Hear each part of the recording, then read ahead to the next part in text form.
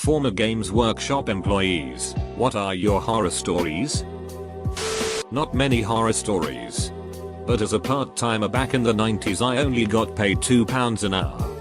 Still I'd probably have just hung out there and not get paid if I didn't have the job. My favorite was the area manager going to visit a nearby store. And some kid walking down the road with a newly released Army's boxed set, retailed at over £100. The manager says to the kid as he passes by, "You just nick that then?" As a bit of a joke, and the kid says yeah and smiles. The manager then walks into the store and congratulates them on the sale, to which they realize that the kid has just walked into the store, picked it up and walked out with it, and no one noticed. Every store in the area had to store them behind the counter from then on. I had a friend who worked at one in Toronto. He said Robin Williams came into the store one day in a hurry. My friend said he was jittery and couldn't slow down enough to actually look around the store. He rushed up to the counter and talked to one of the other guys there and asked how much for one of the painted armies in the case. The guy was starstruck and said, "Oh sorry. Those aren't for sale, which they aren't for regular people." Robin thanked him and ran out. Later he told the manager this amazing story. The manager was livid that he didn't sell Robin Williams a full painted army for a few $1,000s. Not a horror story, but also related in the original thread. I once had an elderly lady come into the store in order to buy some shoes. Me, "I'm afraid we don't sell shoes. Madam, we sell toy soldiers."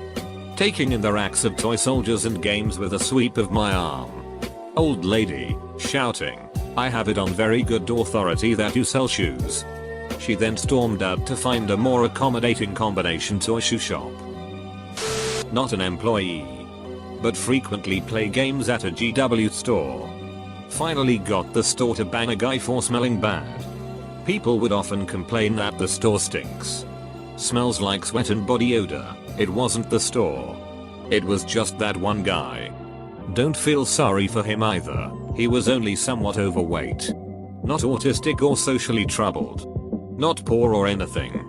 Just a nasty and greasy jerk of a guy. We confronted him about it twice and he didn't seem to care. "Just deal with it," he says. Full stop. Hate to exclude people, but it's turning away customers and giving the store a bad reputation. Obligatory not an employee, but I know a few. This was early zeros. One guy worked a major store for years.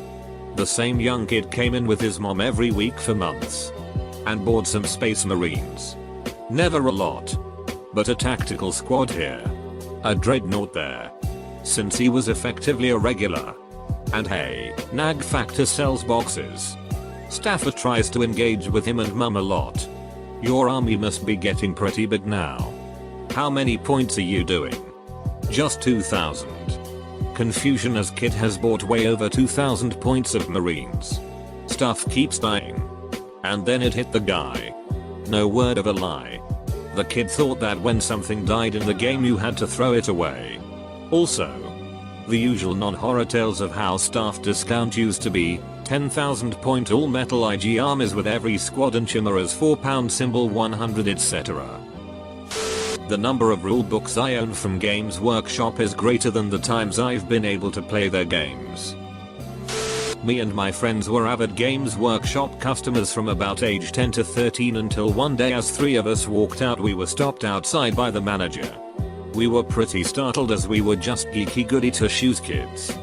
The manager tells us that someone had told him that they had seen us steal something from the store. He then proceeded to search us in the middle of a crowded shopping area.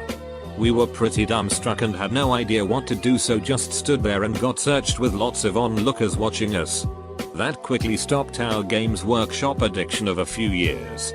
None of us ever went back. Additional, this was the very late 80s, and when I say hundreds of pound symbols, including birthdays, Christmases, we probably spent close to or over 1,000 between us. If you watched Stranger Things, we were like those kids in the very first episode when they were playing damned. I think I was about 13. Maybe 14 at the oldest. I discovered girls at 14 and don't remember my Games Workshop phase overlapping into this. My old store manager and one of the other employees had been out in town drinking. They decided to let themselves into the store in order to call a cab home, or just have somewhere warm to eat their kebab. I can't remember which. At some point they got into some light-hearted drunken tussle. He was ex-army and a big lad.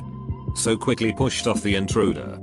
Slammed him onto a gaming table. Grabbed him by his tie, was wearing one, and raised his fist ready to twat him. When the clip-on tie came off in his hand, and he realized the person on the table was a police constable frantically fumbling for either radio or pepper spray.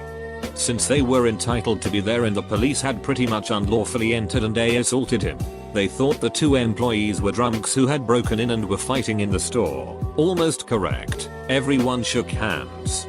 Thought there was no need to pursue it further and called it a night. You want a true Games Workshop horror story? As a small boy, 21 years of age, I ventured into a Games Workshop with a few friends and they happened to be doing figurine painting, so I gave it a go and painted a Hobbit figurine. Some point after this was done we were talking to one of the employees and I happened to mention that I had painted the cape badly, to which the employee responded, "It's a cloak actually." I know I was wrong. Just a slip of the tongue, but Jesus Christ. Calm down. It was more the way he said it than anything else. Edit. Cloak was mistakenly called cape. Again. Was a customer. Not so much a horror story but a tale about how I kinda got the staff in trouble due to my workarounds for GW's absurd pricing. About 15 years ago when the new Imperial Guard plastics came out, they were selling heavy weapon squads for about £20. That box gave you 3 heavy weapons. For context, my army had 4-5 weapon squads plus a weapon in every regular squad. So that got expensive fast. The box contained 3 bases, 6 troops, 3 tripods, some other fluff bits, and then 3 of each heavy weapon, 15 total. I was crafty. Bought a pack of large round bases and dug out my spare parts box for figures. Mounted the 3-less cannons on the included tripods and bases with a single figure each. Mounted the 3 heavy bolters on the included sandbags and with an included figure on my own bases. Did the same with the 3 autocannons but chopped up my own figure to make him lie down to use the gun. The mortars I just mounted to regular figure bases. The missile launchers fit on a regular spare figure. All 15 weapons accounted for from one box. Some of the staff thought this was hilarious. Then they got a bollocking from the manager because whilst they pushed the whole conversion and creativity thing, it's totally unethical to encourage people to spend £21.50 instead of £100. I miss 40k so bad, but goddamn do I not miss GW.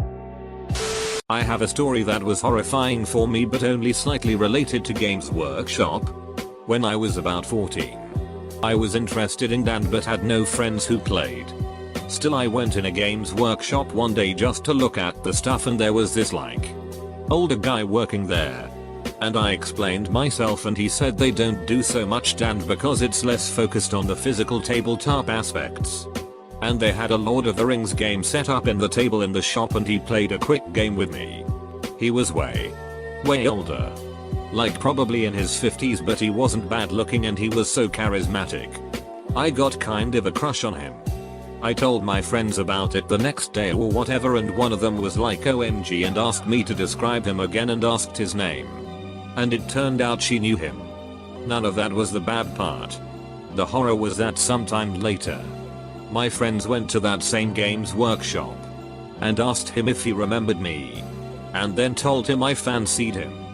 Apparently he thought that was hilarious, but basically I was scared to go into that or the other Games Workshop in my town. He worked at both. Apparently, 4 years out of embarrassment.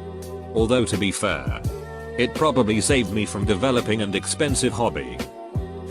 Not an employee or a customer, but I saw 2 big guys have a fight inside my local GW for the last set of some small figures. This was an in-company horror story. We had an area manager when I worked at GW in the 90s, who was really into military reenactment. In his case dressed as a member of a Waffen SS unit. He was totally obsessed with everything to do with the German army in WW2. I remember bringing a German service record book into work that a family friend had acquired in the war. The area manager was due in that day, so we all thought it would keep him quiet in the back room so we didn't have to talk to him. Anyway, it did just that. He pored over every page and then offered to buy it from me for £50. I politely refused. It wasn't for sale. He looked crestfallen, but took it pretty well. It was only after he left that my manager said that apparently his entire house was dripping with Nazi memorabilia, and one of his prized possessions was a bar of soap made from the fat of murdered Jews. I literally had no f-king words. I mean, WTF. Of course it could have simply been tittle-tattle, but knowing the guy and knowing the atmosphere in GW back then, very white, very master race, it seemed perfectly feasible. I worked at the corporate HQ in Nottingham.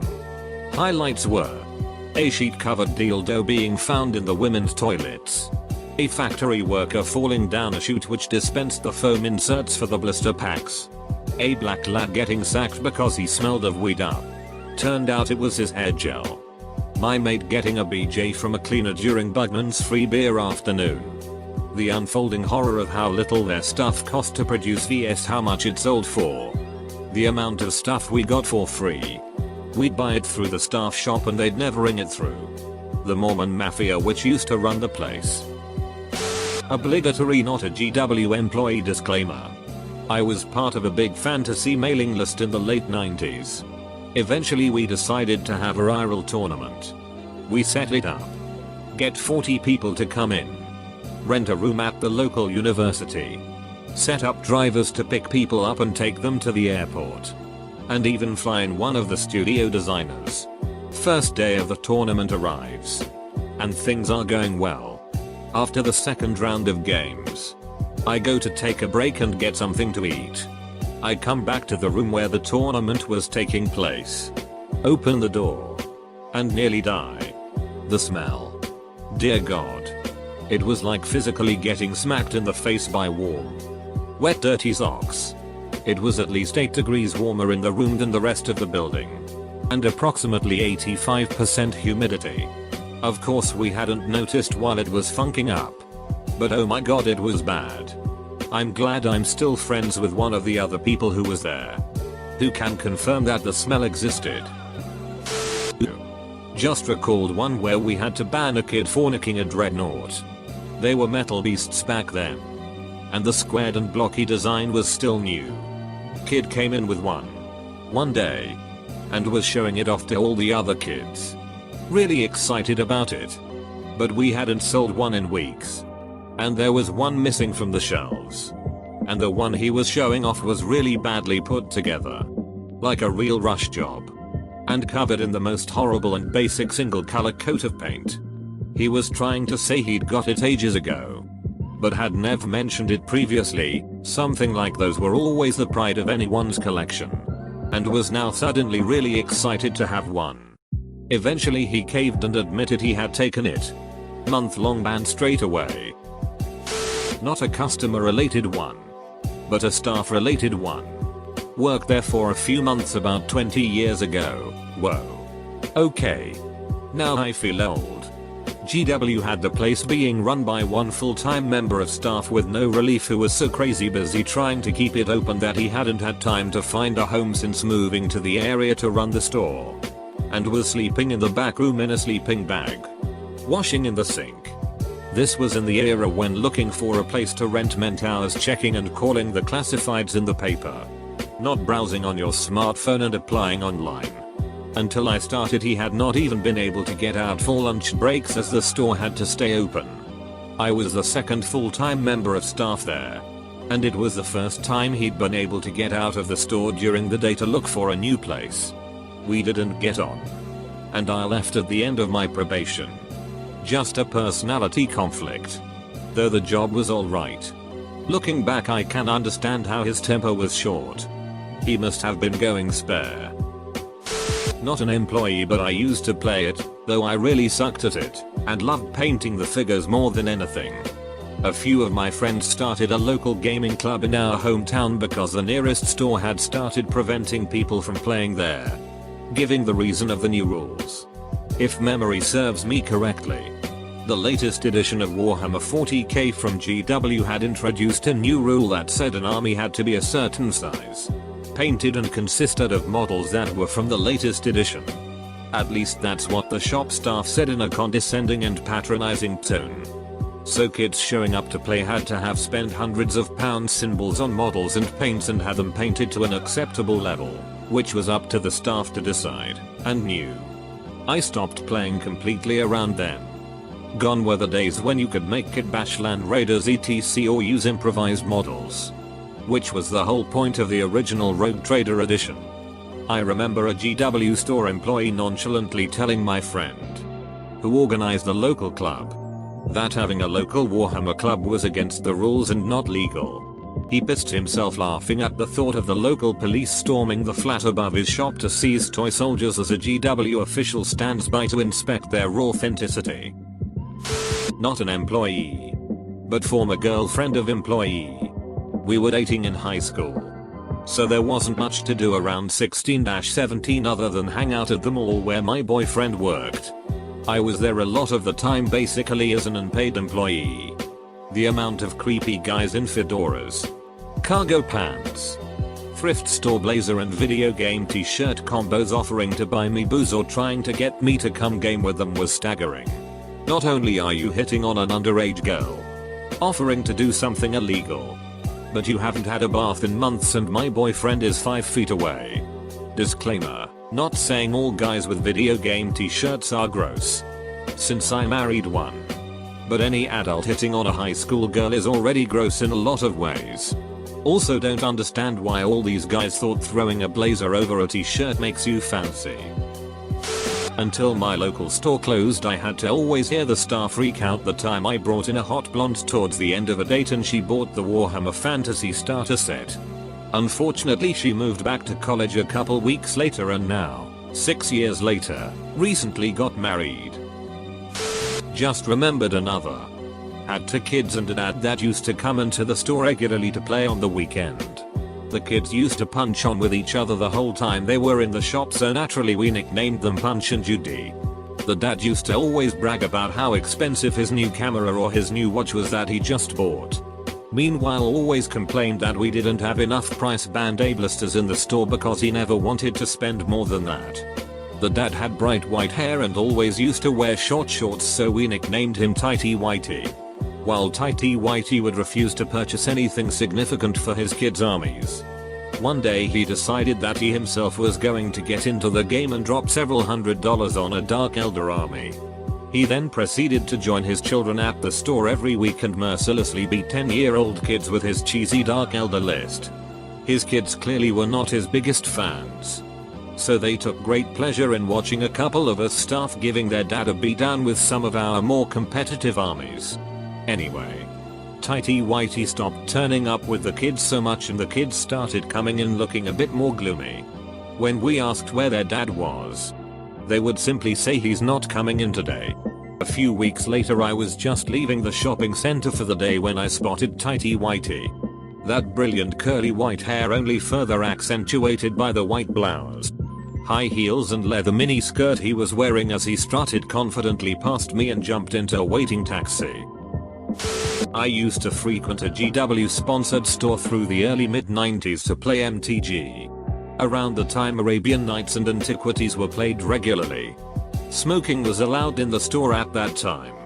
And someone tossed their cig into a trash can, think it was stomped out and caused a store fire during a tournament.